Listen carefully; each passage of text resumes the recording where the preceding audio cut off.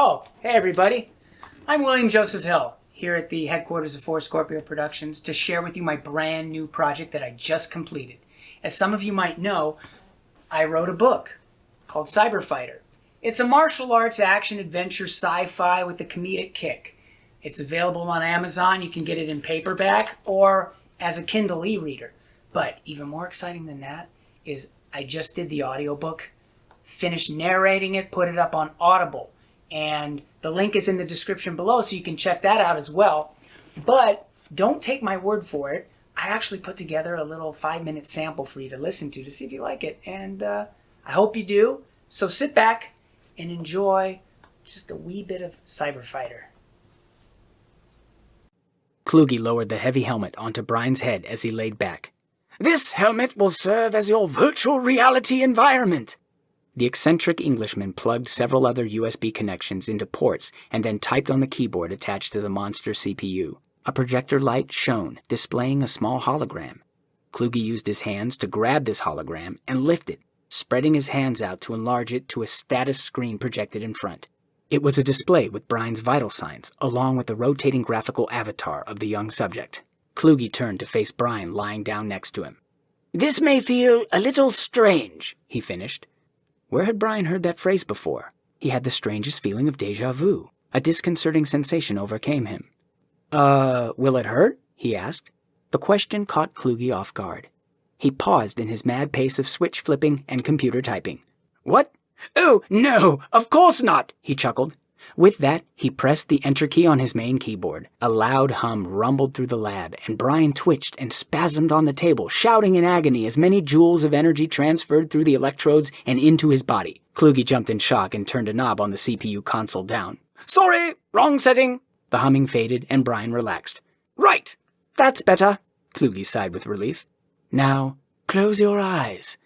Pleasant dreams?" Brian closed his eyes as Kluge pressed enter on the keyboard again. Brian's eyes opened.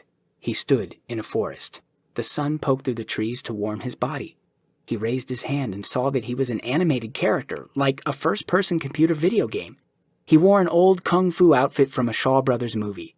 The surrounding forest rendered in high-definition polygons and realistic lighting. "Holy shit! I'm CG!" An older Asian man wearing a kung fu master's outfit interrupted. "Welcome to the Cyberfighter construct," the digital instructor avatar greeted. Brian recognized him as the gardener from his apartment building earlier that morning. Why was he in this simulation? Hey, haven't we met before? The level of detail in this simulation impressed Brian. "That's a great character render. You guys are probably accessing my memory." Somehow, this software was reading his brain and creating imagery that would be familiar to him, though the forest wasn't like anything he had seen before. This whole experience was like a lucid dream. The man continued. "I'm Sifu, Simulated Integration and Fighting Utility. I will guide you through the training process."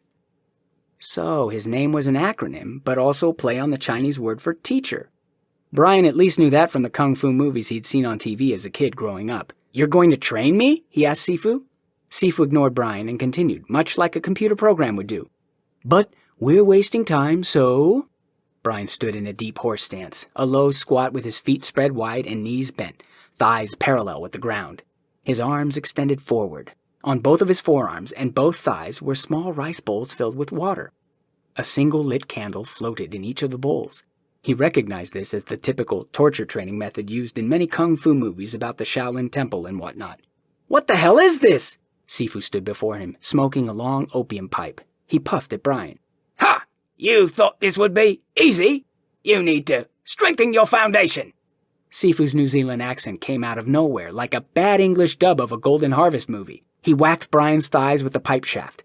Sweat poured from the hapless student's brow as Sifu chuckled, enjoying the torture. "I'll return next week.